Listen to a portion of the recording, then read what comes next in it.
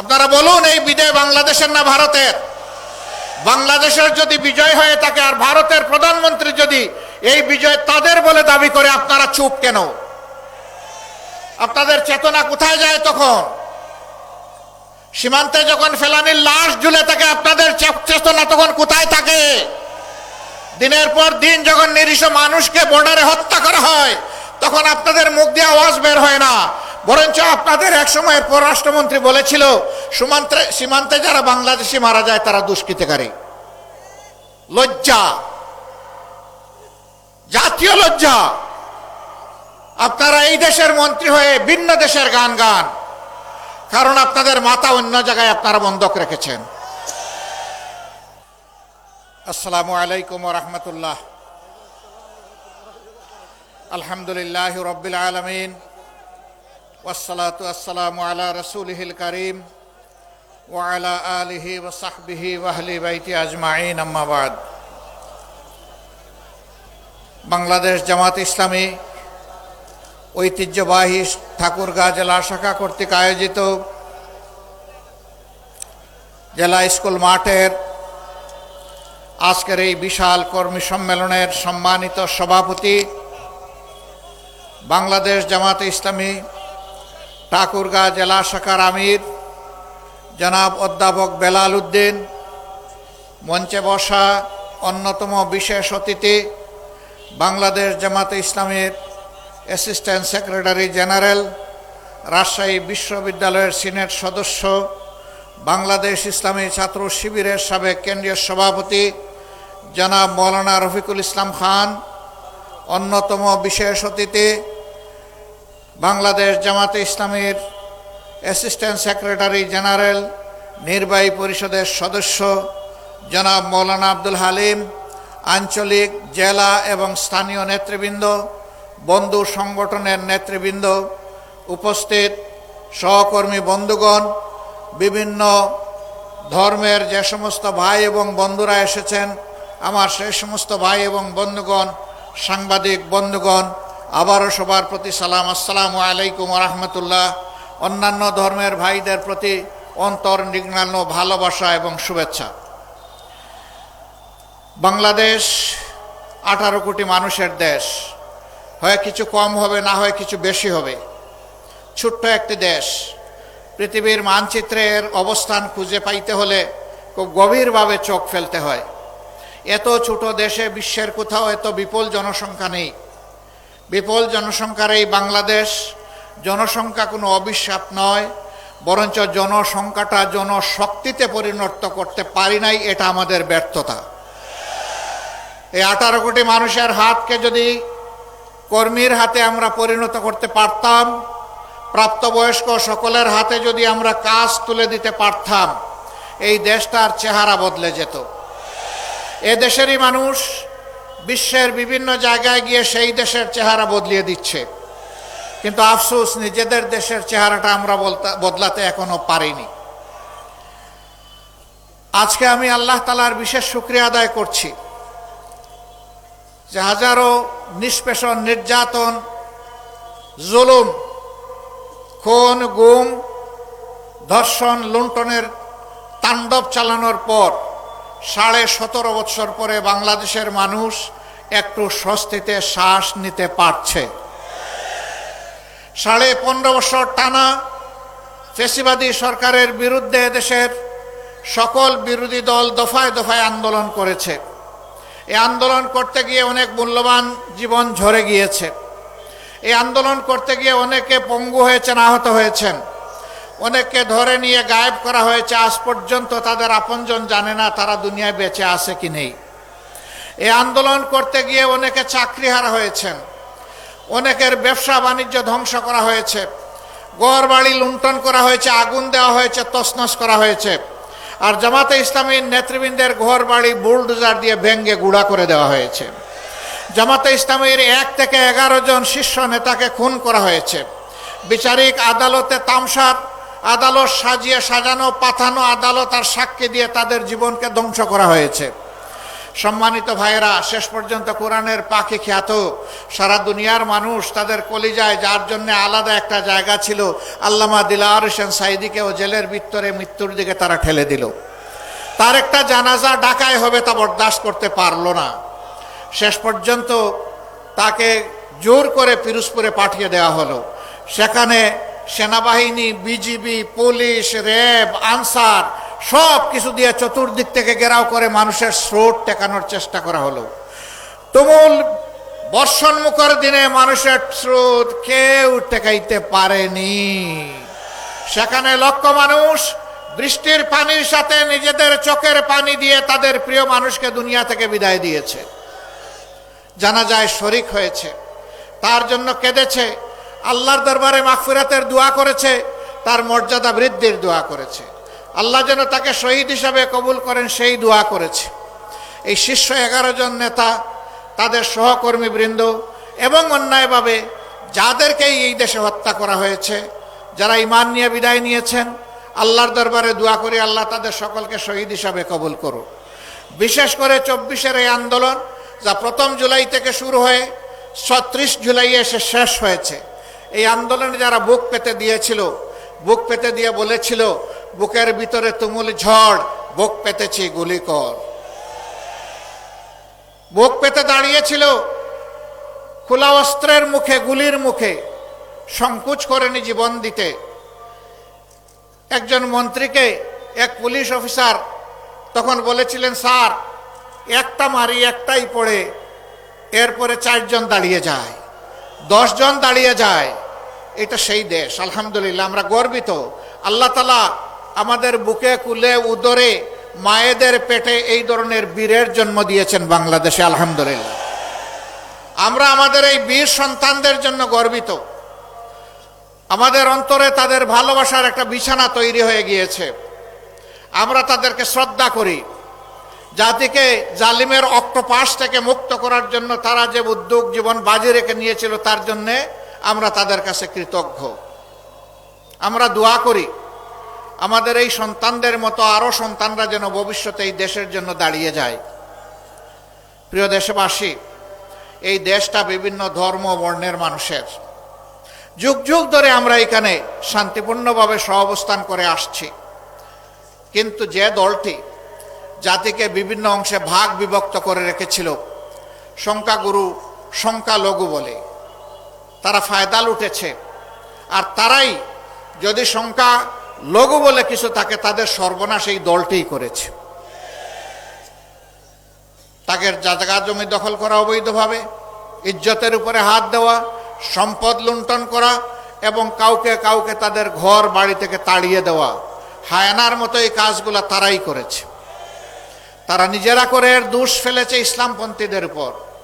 যারা আল্লাহর বান্দা, যারা আল্লাহর উপর ঈমান রাখে, তারা কখনো কোনো মানুষের ক্ষতি করতে পারে না, কোনো মানুষের প্রতি হিংসা পোষণ করে না, কোনো মানুষের জীবন নিয়ে তামসা করে না, কোনো মানুষের ইজ্জতের উপরে হাত দেয় না, কোনো মানুষের ইজ্জত, তাদের সম্পদকে নিজের সম্পদ মনে করে না।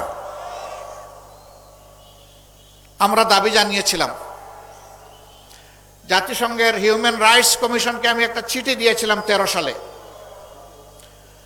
যে আমাদের বিরুদ্ধে যে অভিযোগগুলো দেওয়া হয়, আমরা তার তদন্ত দাবি করছি। এই তদন্ত করবে জাতিসংঘ, আমরা সর্বাত্মক সহযোগিতা করব। আমরা চাই 72-এর 10 জানুয়ারি থেকে শুরু করে 24-এর, এখন নতুন করে আবার বলছি, 24-এর 5 আগস্ট পর্যন্ত, এমনকি আজকের দিন পর্যন্ত বাংলাদেশে এরকম যতগুলা অঘটন ঘটেছে তার সুষ্ঠু তদন্ত হোক, তার শ্বেতপত্র জাতির সামনে প্রকাশ করা হোক।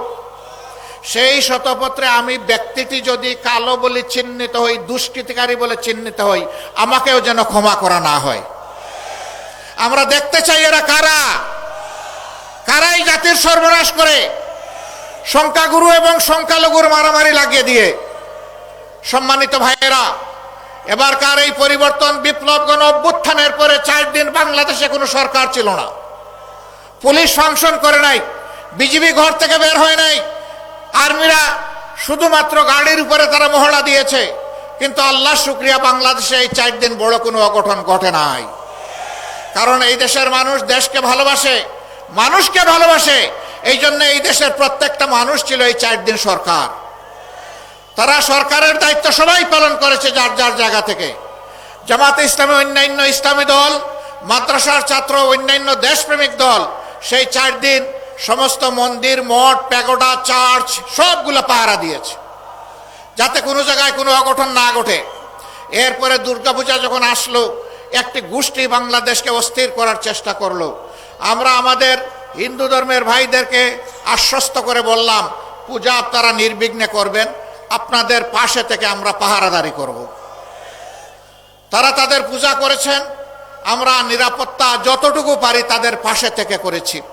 আবার যে জায়গাটায় তারা প্রয়োজন মনে করেন নাই ওখানে আমরা যাই নাই, যেখানে তারা প্রয়োজন মনে করেছেন আমরা সেখানে গিয়েছি, প্রশাসনকে সহযোগিতা করেছি। তবে আমরা চাই না নির্দিষ্ট কোনো ধর্মাবলম্বীদের তার একটা উৎসব আসবে, একটা অনুষ্ঠান আসবে, সেই উপলক্ষে তাদেরকে পাহারা দিতে হবে, এটা আমরা চাই না। যদি বাংলাদেশে মসজিদ পাহারা দেওয়ার দরকার না হয়, মন্দিরও পাহারা দেওয়ার দরকার হবে না।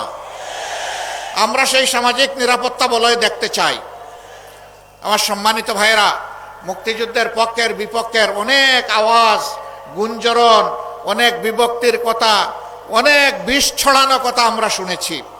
আমি প্রশ্ন করতে চাই, যারা এই চেতনার কথা বলেন, সর্বশেষ ঘটনা এবারকার মহান বিজয় দিবসে ভারতের প্রধানমন্ত্রী এইটাকে ভারতের বিজয় দিবস দাবি করে টুইট করেছেন এবং তিনি তার দেশের সৈনিকদেরকে, দেশবাসীকে তিনি অভিনন্দন জানিয়েছেন। একটা শব্দ তিনি বাংলাদেশ নামে উচ্চারণ করেননি।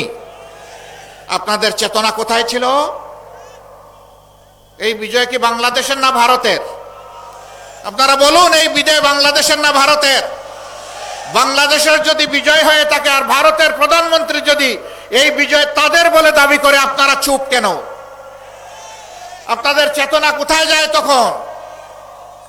সীমান্তে যখন ফেলানির লাশ ঝুলে থাকে, আপনাদের চেতনা তখন কোথায় থাকে? দিনের পর দিন যখন নিরীহ মানুষকে বর্ডারে হত্যা করা হয়, তখন আপনাদের মুখ দিয়ে আওয়াজ বের হয় না।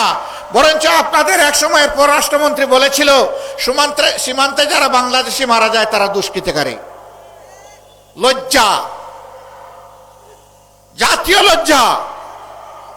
আপনারা এই দেশের মন্ত্রী হয়ে ভিন্ন দেশের গান গান, কারণ আপনাদের মাথা অন্য জায়গায় আপনারা বন্ধক রেখেছেন।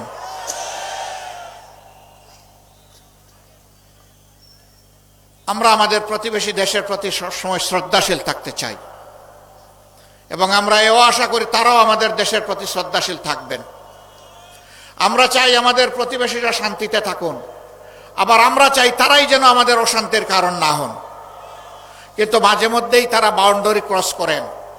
বাংলাদেশের মসনদে কে বসবে, কে কার সাথে জোট বাঁধবে, কে সরকার গঠন করবে, তারা বাংলাদেশে এসে তরকারিতে লবণ দেন। আমরা আগামীতে আমাদের তরকারিতে আর কাউকে লবণ দিতে দেখতে চাই না। আমাদের তরকারি আমরা পাকাবো।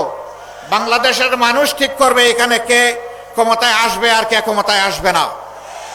সম্মানিত ভাইয়েরা, তিনটা নির্বাচন গেল, তাদের কার্যকালে, তাদের মেয়াদকালে গায়ের জুড়ে যেভাবেই হোক ক্ষমতায় ছিল, সেই সময়টা এদেশের আপামর জনগণ ভোট দিতে পারেনি। বিশেষ করে এখন যাদের বয়স 26 বছর হয়েছে, তারা তিনটি নির্বাচনে একটা ভোট দেওয়ারও সুযোগ পায়নি। কেন? যুব সমাজকে বাদ দিয়ে আমার দেশ চলবে? এদেশের উন্নয়ন অগ্রগতি হবে? কখনো না। শেষ পর্যন্ত যুব সমাজের সমস্ত অধিকারও কেড়ে নেওয়া হলো। ছাত্রদের হাতে সার্টিফিকেট ধরিয়ে দেওয়া হয়, কিন্তু চাকরি এবং কাজ তাদের কপালে জুটে না। কোটার চক্রান্তে বন্দি করে তাদের কপাল কিসমত হাইজ্যাক করে নিয়ে যাওয়া হলো। তারা এর জন্য রাস্তায় নামলো অধিকার আদায়ের জন্য। ছোট্ট একটি দাবি, সেই দাবিটাকেও পুরানা কায়দায় হেলমেট এবং মুগর দিয়ে দমন করার চেষ্টা করা হলো। গুলি চালানো হলো, শেষ দিন পর্যন্ত মানুষের বুকে গুলি চালানো হলো। কম বেশি 2000-এর মতো বুকের দন কেড়ে নেওয়া হলো। আমরা আল্লাহর দরবারে দোয়া করি, আল্লাহ তাদেরকে শহীদ হিসাবে কবুল করুন, তাদের পরিবারকে আল্লাহ তাআলা সবর এখতিয়ার করার তৌফিক দান করুন। 34,000 ছেলে মেয়েকে কঠিনভাবে আক্রমণ করে, আহত করে, তাদেরকে পঙ্গু করে দেওয়া হয়েছে। 500-র অধিক দুই চোখে দেখে না। 750-র অধিক এক চোখ হারিয়েছে, এই 500-র বাইরে এরা। কত হাজার পা হারিয়েছে, হাত হারিয়েছে, আল্লাহ ভালো জানেন, সেই হিসাব আমরা এখনো করতে পারিনি। নির্মমভাবে তাদের উপর আক্রোশ মেটানো হয়েছে। তারা তো ক্ষমতার প্রতিদ্বন্দ্বী হয়ে রাস্তায় নামেনি, তারা একটা অধিকার চেয়েছিল, কিন্তু শেষ পর্যন্ত আল্লাহর ইচ্ছা তাদের একটি অধিকারের সাথে জনগণের সমস্ত অধিকারের জন্য তারা লড়াই শুরু করলো, এবং সেই লড়াইয়ে আল্লাহ তাআলার সাহায্য নেমে আসলো। আল্লাহ তাআলা বাংলাদেশের জনগণকে উপহার দিলেন শান্তি এবং স্বাধীনতা, যার কারণে আজকে আমরা কথা বলতে পারছি। এইরকম ময়দানে গত 15.5 বছর আপনারা কোনো দলকে দেখেছেন? আওয়ামী লীগও নামে নাই। আওয়ামী লীগও নামে নাই। কেন নামে নাই জানেন? একা খালি মাঠে তো আর খেলা চলে না, সেই মাঠে আর কোনো প্লেয়ার নাই, তারাই একা। অবশ্য এটাও ঠিক, 14 নির্বাচনে 154টি আসন তারা দখল করেছিলেন বিনা প্রতিদ্বন্দ্বিতায়। 18 নির্বাচন করেছেন রাতের বেলা, মিডনাইট ইলেকশন। আর 24-এর ইলেকশন করেছেন আমি আর ডামি। একদিকে আওয়ামী লীগের ক্যান্ডিডেট, আরেকদিকে আওয়ামী লীগের নিউট্রাল ক্যান্ডিডেট, স্বতন্ত্র ক্যান্ডিডেট। কি হাস্যস্কর ব্যাপার! এই সরকার ছিল ডামি সরকার। আলহামদুলিল্লাহ, ডামি সরকার হওয়ার কারণেই সামান্য একটু ফুতেই উড়ে গেছে সরকার। এখন তারা আবার হুমকি দমকি দিচ্ছেন, আবার তারা ফিরে আসবেন, দেশ দখল করবেন, আবার আগের মতো তারা তাণ্ডব চালাবেন। বলেন যে খাইয়া নাও, যে কয়দিন বাঁচার বেছে নাও, আবার আসতেছে, আবার দেখা হবে। মানে আত্মস্বীকৃত খুনি, খুনের হুঙ্কার দিয়েই চলেছে। আমরা তাদেরকে বিনয়ের সাথে বলতে চাই, এই অধ্যায় ক্লোজ। আমার ভাই রফিকুল ইসলাম খান বলেছেন, স্বৈরশাসকরা পালিয়ে গেলে আর ফিরে আসে না। চৌশেস্কু আসে নাই, রেজা শাহ পাহলভি আসে নাই, বেন আলী আসে নাই, আর উনি কয়েকজনের নাম নিয়েছেন, কেউই আসে নাই। না, কেউ আসতে পারবে না। শ্রীলঙ্কার স্বৈর শাসনও পালিয়ে গেছে, আসে নাই, আসবে না। আপনারা মানসিক সান্ত্বনার জন্য যাই বলতে থাকুন বলুন, বাংলাদেশের মানুষকে বোকা ভাববেন না। অনেক যন্ত্রণা আমাদের উপর করা হয়েছে, চাপিয়ে দেওয়া হয়েছে, জুলুম করা হয়েছে। দেশের স্বার্থে আমরা সবগুলো বুকে চেপে এখন দেশটাকে সামনের দিকে সবাই মিলে আমরা এগিয়ে নিতে চাই। আমরা চাই না এই দেশ ভাগ বিভক্ত হোক। আমরা চাই 18 কোটি মানুষের 36 কোটি হাত একত্রিত হোক, সবাই এক হয়ে হিংসা বিদ্বেষ পরিহার করে আমরা সামনে আগাই। তবে এটা ঠিক, যারা খুন করেছেন, গুম করেছেন, যারা লুণ্ঠন করেছেন, চুরি করেছেন, দেশের 26 লক্ষ কোটি টাকা বিদেশে পাচার করেছেন, তাদের বিচার হতে হবে, আর ওই টাকাগুলা দেশে ফেরত আনতে হবে। এগুলা জনগণের টাকা, ফেরত এনে জনগণের কাজে লাগাতে হবে। ঠাকুরগাঁ জেলা, আমি এখানে এসে খবর নিলাম, এটা বাংলাদেশের একটা গুরুত্বপূর্ণ জেলা। এই জেলা বাংলাদেশের উন্নয়নে নিশ্চয়ই অবদান রেখে চলেছে। এই জেলায় উচ্চশিক্ষার কোনো বিদ্যাপীঠ নেই, এখানে কোনো মেডিকেল কলেজ নাই, এখানে কোনো প্রকৌশল কলেজ বা বিশ্ববিদ্যালয় নেই, এখানে কোনো এগ্রিকালচার ইউনিভার্সিটি নাই, এখানে কোনো পাবলিক ইউনিভার্সিটি নাই। কি ঠাকুরগাঁ জেলা বাংলাদেশের অংশ না? যদি অংশ হয়ে থাকে তাইলে বৈষম্য কেন?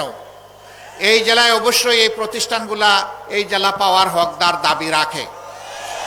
আমরা অন্তর্বর্তীকালীন সরকারকে বলবো, সব যদি নাও পারেন, আগামী 1 থেকে যদি বড় কোনো প্রকল্প আপনারা হাতে নিয়ে থাকেন, ঠাকুরগাঁ যেন এটা থেকে বাদ না পড়ে। কমপক্ষে একটা মেডিকেল কলেজ নিয়ে যাত্রা শুরু করেন। আপনারা সিদ্ধান্ত নেন, কার্যক্রম শুরু করেন। পরবর্তী নির্বাচিত সরকার এসে সেটা পূরণ করবে। বাকি যে সমস্ত ন্যায্য দাবি আছে সেইগুলো পর্যায়ক্রমে দেখতে হবে।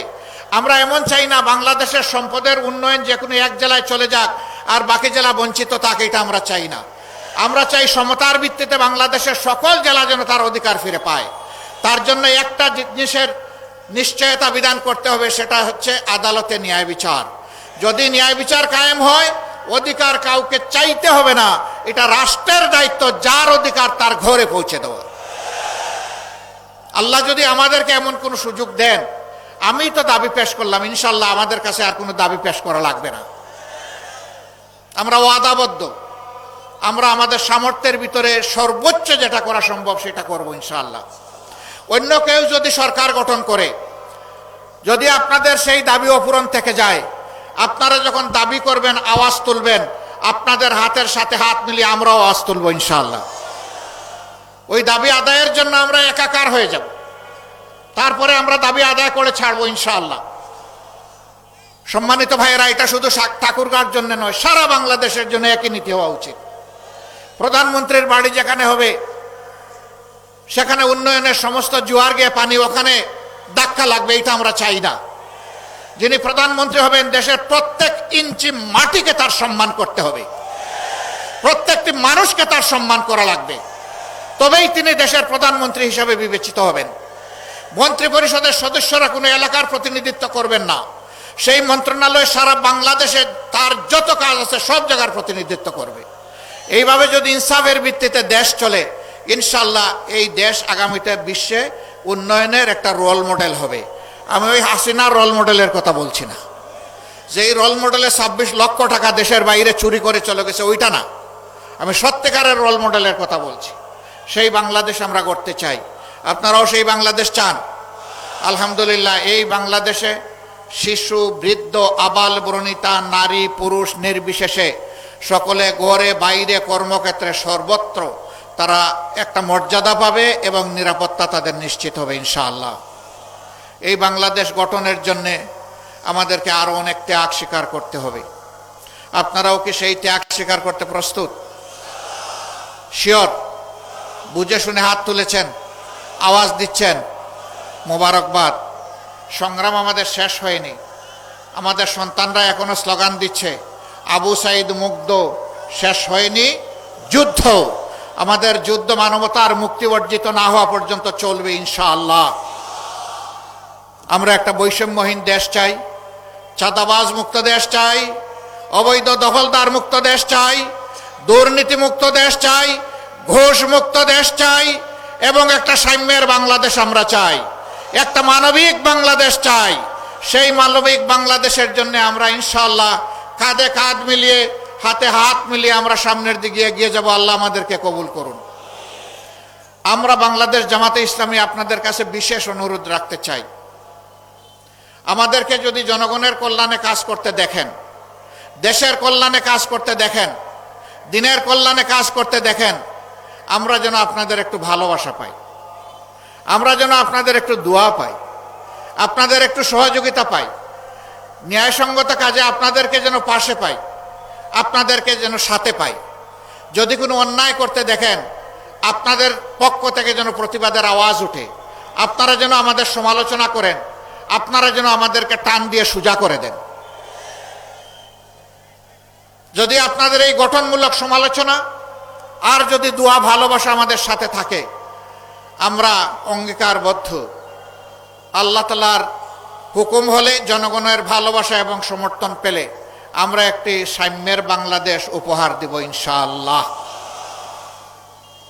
আল্লাহ রাব্বুল আলামিন আপনারা যে কষ্ট করে এসেছেন এর জন্য তার উত্তম জাযা দান করুন। এই ঠাকুরগাঁর ন্যায়সঙ্গত দাবিগুলো আদায়ে আমরা যেন ঐক্যবদ্ধভাবে সবাই কাজ করতে পারি, সেই তৌফিক দান করুন। দেশের উন্নয়নে আমরা যেন যার যার জায়গা থেকে সর্বাত্মক অবদান রাখতে পারি, সেই তৌফিক আল্লাহ তাআলা আমাদেরকে দান করুন। আল্লাহ হাফিজ। বাংলাদেশ জিন্দাবাদ, বাংলাদেশ জামাতে ইসলামী জিন্দাবাদ। আসসালামু আলাইকুম ওয়া রাহমাতুল্লাহি ওয়া বারাকাতুহু।